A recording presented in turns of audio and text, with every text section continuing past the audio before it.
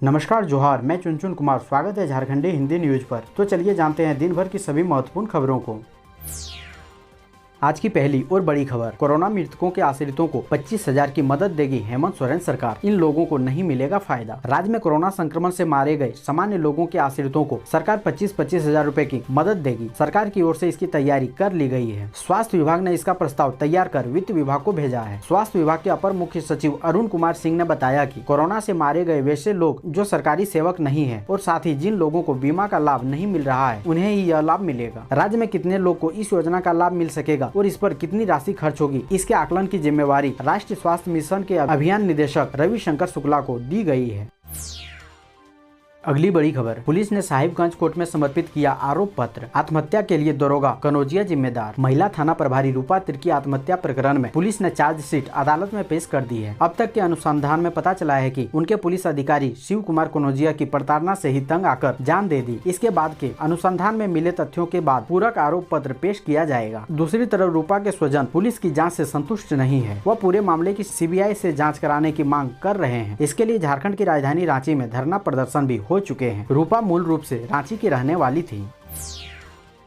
अगली बड़ी खबर, झारखंड के पूर्व मुख्यमंत्री रघुवर दास की मांग, अनाथ बच्चों की देखभाल के लिए शीघ्र शुरू हो बाल सेवा योजना। राज्य के पूर्व मुख्यमंत्री एवं भारतीय जनता पार्टी के राष्ट्रीय उपाध्यक्ष रघुवर दास ने कोरोना महामारी से अपने माता पिता या अभिभावक दोनों को खोने वाले बच्चों की मदद के लिए अतिशीघ्र बाल सेवा योजना शुरू करने की मांग मुख्यमंत्री हेमंत सोरेन से की है। पूर्व मुख्यमंत्री रघुवर दास ने मुख्यमंत्री हेमंत सोरेन को लिखे पत्र में कहा है कि केंद्र सरकार के अलावा उत्तर प्रदेश एवं मध्य प्रदेश आदि के राज्य सरकारों ने अनाथ बच्चों की मदद के लिए कई तरह की सेवा योजना की घोषणा की है। इसी तरह झारखंड सरकार भी राज्य के अनाथ बच्चों के संरक्षण, भरण पोषण, शिक्षा, चिकित्सा की व्यवस्था आदि के लिए बाल सेवा योजना के तहत प्रति माह एक सहयोग राशि प्रदान करने की व्यवस्था करें। दोस्तों, अभी तक वीडियो को लाइक नहीं किए हैं तो कृपया करके लाइक जरूर करें। अगली बड़ी खबर, सरकारी अनाज में हुए बड़े घोटाले, हर गोदाम में कम ज्यादा मिली अनाज की बोरियां। जमशेदपुर के अनाज गोदामों में 2 जून को छापेमारी करके सील कर दिया गया। इसके बाद 3 जून से गोदामों में अनाज के बोरों की गिनती शुरू हुई, जो शनिवार शाम तक चली। इसमें लगभग हर गोदाम में काफी गड़बड़ी मिली। हर एक में अनाज की बोरियां कम या ज्यादा मिली। बताया जाता है कि साक्षी स्थित राज्य खाद्य निगम के गोदाम में 9,000 बोरा कम मिला। अगली बड़ी खबर, झारखंड अब ऑक्सीजन सिलेंडर की खरीदी पर केंद्र से भिड़ा, हाईकोर्ट ने मांगा जवाब। झारखंड हाईकोर्ट में एक हलफनामा दाखिल करते हुए झारखंड सरकार ने आरोप लगाया कि कोविड-19 की तीसरी लहर की तैयारी के सिलसिले में राज्य सरकार पर्याप्त मात्रा में ऑक्सीजन सिलेंडर रखना चाहती है। इन सिलेंडरों की खरीदी विदेशों से की जा सकती है, लेकिन केंद्र सरकार इस बारे में अनुमति नहीं दे रही है। इस मामले में हाईकोर्ट ने केंद्र से जवाब तलब किया है। कोर्ट ने साफ तौर पर पूछा है कि ऑक्सीजन सिलेंडरों की खरीद पर इस तरह का प्रतिबंध केंद्र सरकार ने आखिर क्यों लगाया है। कोरोना संक्रमण की दूसरी लहर के कहर बरपाने के बाद तीसरी लहर की तैयारी के सिलसिले में झारखंड सरकार ने जो हलफनामा कोर्ट में दाखिल किया था, उस पर सुनवाई के दौरान हाई कोर्ट के chief justice doctor Ravi Ranjan और जस्टिस एस एन प्रसाद की डिवीजन बेंच को सरकार ने बताया कि ऑक्सीजन सिलेंडर जुटाने में केंद्र रोड़ा बन रहा है। इस मामले में अगली सुनवाई 17 जून को तय करते हुए कोर्ट ने केंद्र से तब तक जवाब देने को कहा है। अगली बड़ी खबर, 2942 लोगों का हुआ रैपिड एंटीजन टेस्ट, 6 पॉजिटिव मिले। रांची जिले के ग्रामीण इलाकों में कोरोना संक्रमण के रोकथाम के लिए एंटीजन टेस्ट अभियान जारी है। लोगों को संक्रमण से बचाने के लिए पंचायत स्तर पर घर घर सर्वे और जांच कार्य लगातार चल रहा है। सर्वे और जांच के लिए विभिन्न प्रखंडों में पंचायत टास्क फोर्स की टीम घर घर पहुँच रही है। इस क्रम में शनिवार को जिला के विभिन्न पंचायतों में 97,884 लोगों की मेडिकल स्क्रीनिंग की गई। इनमें 2942 लोगों का रैपिड एंटीजन टेस्ट भी किया गया। रैपिड एंटीजन टेस्ट में 6 लोग पॉजिटिव पाए गए। उन्हें होम आइसोलेशन में भेज दिया गया।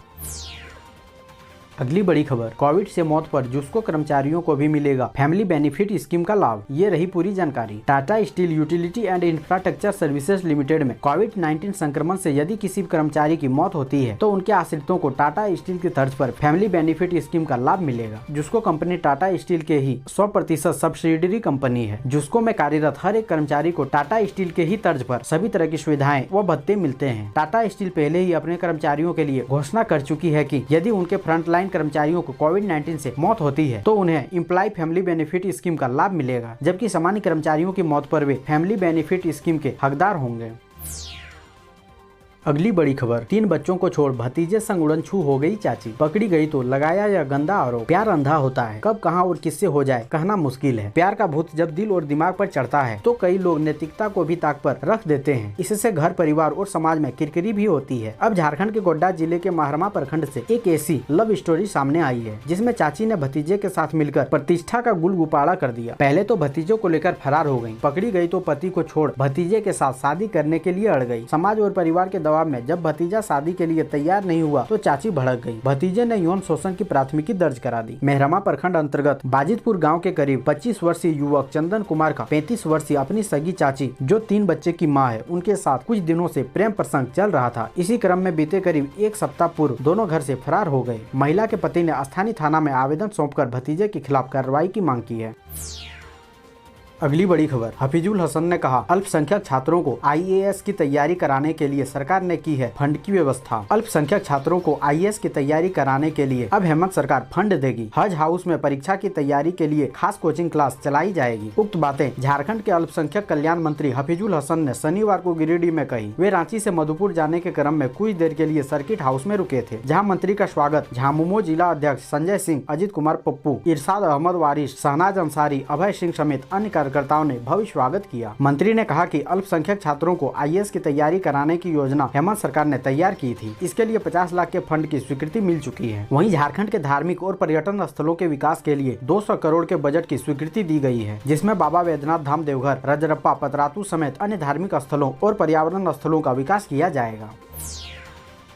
अगली बड़ी खबर, रांची में जमीन के पैसे के लेन देन के विवाद में युवक की हत्या। झारखंड के रांची जिले के नामकुम थाना क्षेत्र के पाहन टोली में खाने पीने के दौरान जमीन के पैसे के लेन देन के विवाद में युवक की गोली मारकर हत्या कर दी गई। मृतक 30 वर्षीय सागर राम पिता राजेश रवि पाहन टोली निवासी था। शनिवार रात पाहन टोली में हुई हत्या का मुख्य आरोपी आकाश राव को पुलिस ने गिरफ्तार कर लिया है। पुलिस उससे पूछताछ कर रही है।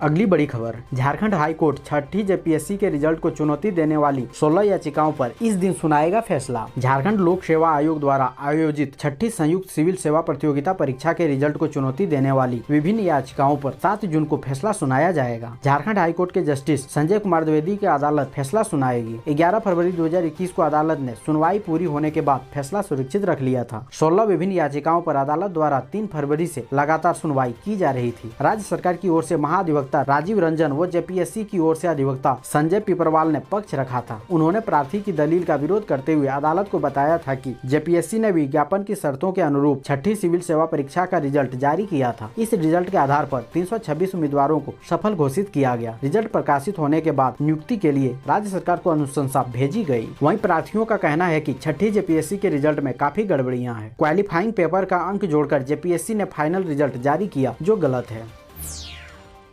अगली बड़ी खबर, डॉक्टरों पर काल बनकर टूटा कोरोना। जमशेदपुर में एक साल में 21 चिकित्सकों की मौत। कोरोना ने एक साल में 21 चिकित्सकों को हमसे छीन लिया। जमशेदपुर के लिए यह बड़ा नुकसान है। इसकी भरपाई कभी नहीं की जा सकती। कोरोना से पूर्व के दिनों का आंकड़ा देखा जाए तो जमशेदपुर में ऐसी स्थिति कभी नहीं हुई थी। इतनी बड़ी संख्या में चिकित्सकों की मौत कभी नहीं हुई थी। कोरोना से पहले यानी सामान्य दिनों में हर साल औसतन 1 से 2 चिकित्सक की मौत हर साल होती थी। वर्ष 2013 से लेकर 2019 के बीच यानी 7 साल में कुल 5 चिकित्सकों की मौत हुई है। लेकिन कोरोना ने एक साथ 21 चिकित्सकों की जान ले ली। कोरोना की दूसरी लहर ज्यादा खतरनाक साबित हुई है। इस दौरान कुल 15 चिकित्सकों की मौत हुई है, जबकि पहली लहर में 6 चिकित्सकों की मौत हुई थी।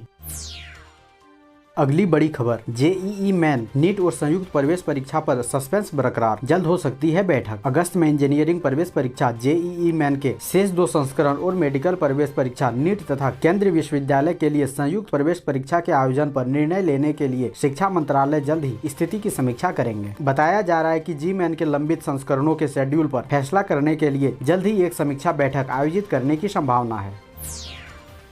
अगली बड़ी खबर, अब इनकम टैक्स रिटर्न भरने के लिए नहीं देना होगा बैंक स्टेटमेंट। अब इनकम टैक्स रिटर्न भरने के लिए आपको बैंक या LIC का स्टेटमेंट निकालने के लिए भागदौड़ नहीं करनी होगी। शेयर मार्केट में की गई खरीद बिक्री या वहां से मिले डिविडेंड आदि जुटाने भरने के लिए माथापच्ची नहीं करनी पड़ेगी। जी हाँ, आपका यह सारा काम आयकर विभाग खुद भर देगा। आपको अभी यकीन नहीं हो रहा है तो 7 जून से रिटर्न फाइल करना शुरू कर दें। आप सोच रहे होंगे कि यह कैसे हो जाएगा। आप स्टेटमेंट निकालने के लिए बैंक अधिकारी या कर्मचारी से आग्रह करते थे, आपने कोई लोन लिया है, फिक्स डिपोजिट खरीद काटा है तो वहाँ से इंटरेस्ट सर्टिफिकेट लेना पड़ता था। मकान या जमीन की खरीद बिक्री की है तो उसका ब्यौरा निकालना और भरना पड़ता था। कितना पेचीदा काम था यह सब, लेकिन अब आपको यह सब कुछ भी करना नहीं पड़ेगा। ऐसे ही महत्वपूर्ण खबरों को जानने के लिए हमारे चैनल को सब्सक्राइब जरूर करें। अब हमें दीजिए इजाजत, मिलते हैं अन्य महत्वपूर्ण खबरों के साथ। धन्यवाद।